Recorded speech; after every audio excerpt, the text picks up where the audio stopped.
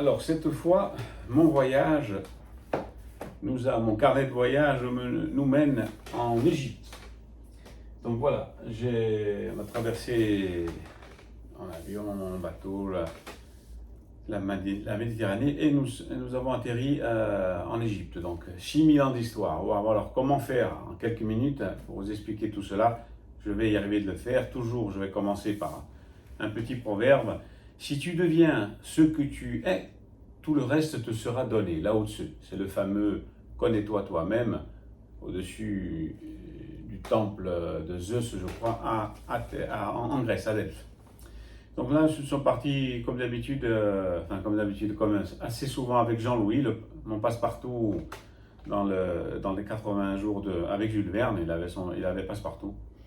Donc voilà, nous sommes arrivés dans un contexte tendu, toujours, je dirais, de guerre, avec les attentats, les bus qui sautaient, etc. Donc c'était une chance, puisqu'on était très peu. Il y avait très peu de touristes et on a pu vraiment profiter. Alors je vous conseille de faire l'Égypte en voyage organisé avec un guide, sinon vous allez voir que des pierres, des monuments. Bon, on va y voir l'éternelle pyramide. Mais donc un guide. Donc nous avions un guide qui nous a bien timé. En 15 jours, on a pu appréhender un peu ou suffisamment pour pouvoir y retourner si l'envie nous reprenait. Donc on a commencé par vraiment l'histoire de l'histoire, Saqqara. C'est là qu'il y a la fameuse pyramide à degrés. Elle n'est pas comme ça. Au début, ils les ont construit comme ça. D'ailleurs, au début, c'était des tombes. Donc les pyramides, c'était des tombes. Et alors, ils faisaient un trou dans la terre. Et puis, ils disaient, OK, on met une pierre dessus, comme on fait nous, une pierre tombale. Et puis, ils ont dit, non, une pierre, on peut la soulever. Donc, ils ont dit, on met 2 pierres, 3 pierres. Après, c'est monté à 20 mètres, 30 mètres. Et puis, bon, ça a fait les pyramides que l'on connaît maintenant. Donc,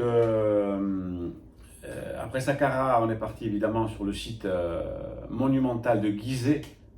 On trouve donc le Sphinx, les 3 pyramides, Khéops, Képhren, Mykérinos, qui font partie d'une autre dynastie, puisqu'il y a eu évidemment plusieurs dynasties jusqu'à l'an 0 à peu près, l'ancienne, la moyenne, la nouvelle dynastie.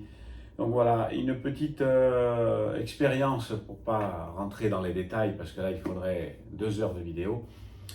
J'explique tout ça de façon plus concise dans le livre. Donc la voiture s'est arrêtée devant la pyramide de Khéops. Le guide a dit, est-ce que quelqu'un veut rentrer dedans? Il n'y avait personne, ni sur le site, et puis avec les attentats, donc tout le monde a dit non. Évidemment, j'ai dit oui, et là je suis rentré. Je suis passé le boyau, je suis rentré, j'ai marché plusieurs centaines de mètres dans le noir, assez peu éclairé, à plat ventre, juste croisé en anglais, puisqu'on ne peut même pas se croiser dans le boyau qui nous fait rentrer au cœur de la pyramide. On s'est un peu échangé, une chaleur étouffante, mais bon, je dis maintenant je suis obligé d'aller au bout, je ne peux plus faire marche arrière.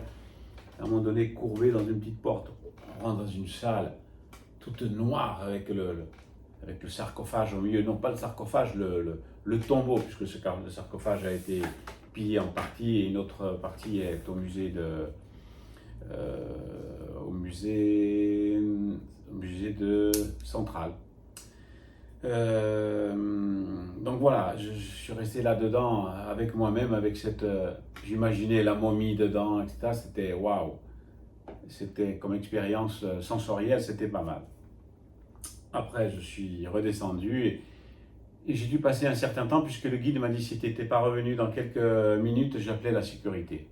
J'ai dû m'entretenir avec le fantôme de la momie longtemps. Après, on est sorti, on est retourné au Caire, où se trouve le musée. Et on a visité une église copte. L'église copte, c'est la branche des chrétiens d'Orient. L'église Myriam, il appelle Sainte Marie, Sainte Mariam, il appelle pas Marie, il appelle Mariam. Donc voilà, c'était une église semblable aux nôtres, mais il y avait une sécurité énorme pour pouvoir rentrer, les attentats, etc. Bon, c'était pas une grosse expérience, mais bon, je l'ai fait. Donc les chrétiens d'Orient sont tyrannisés depuis quelques cinquantaines d'années. Bon, j'ai vu les chrétiens coptes, dont je fais un bon chapitre dans le Nil, dans mon bouquin sur le voyage. Dans le Nil, non, le Nil, on y a fait une croisière, c'était vraiment génial, une petite croisière sur le Nil avec des bateaux à fond plat. Alors là, je ne vais pas tout vous raconter, mais Edfou, Karnak, la vallée des rois, Abou Simbel. Abou Simbel, ça a été un temple énorme qui a été totalement démonté un temple, hein. Waouh, des pierres de plusieurs tonnes, elle est remontée dans un autre endroit, puisque quand ils ont fait le fameux barrage énorme qui arrose toute l'Égypte, eh ben, pour pas recouvrir ces temples d'eau, ils ont démonté d'ailleurs plusieurs autres temples. Donc voilà, la vie sur le Nil, ça c'était vraiment pas mal, puisque la vie elle, se découle sur le Nil le soir, des couchers de soleil, le matin des levées de soleil, très calme, ce sont des petits bateaux de 15-20 personnes. Et le soir, donc, quand on passe près des berges comme ça, il y a les appels à la prière de toutes les mosquées qu'il y a sur les berges, c'est vraiment pas mal. On atterrit dans des villages nubiens pour voir comment ils vivaient donc à l'époque, et puis évidemment dans tous les temples que je dis tout à l'heure. Donc voilà, je ne terminerai pas cette vidéo sans parler des pharaons et de l'Exode, donc qui a fait le récit fondateur du judaïsme. Donc quand Moïse a pris son peuple et l'a retiré du joug de Pharaon pour le porter en Terre Sainte, mais avant ça, il est passé sur le mont Sinaï, où il a reçu les tables de la loi, les 10 commandements, qui sont devenus après, qui se sont retrouvés dans la fameuse arche d'alliance que tout le monde cherche, avec le calice où Jésus a bu. Donc voilà, après cela, après les 10 commandements, il est redescendu, il a vu que son peuple était parti, donc il s'était absenté quelques jours ou quelques semaines, et le peuple s'était tourné vers d'autres idoles, c'est le fameux veau d'or. Ils ont construit un veau en or pour vénérer un dieu. Donc voilà, donc ça a été une crise terrible. Et bon, Moïse les a quand même accompagnés, ils sont arrivés jusqu'au mont Nebo, et j'en parle dans une autre vidéo lors de mon voyage en Jordanie. Voilà, la suite dans une prochaine vidéo.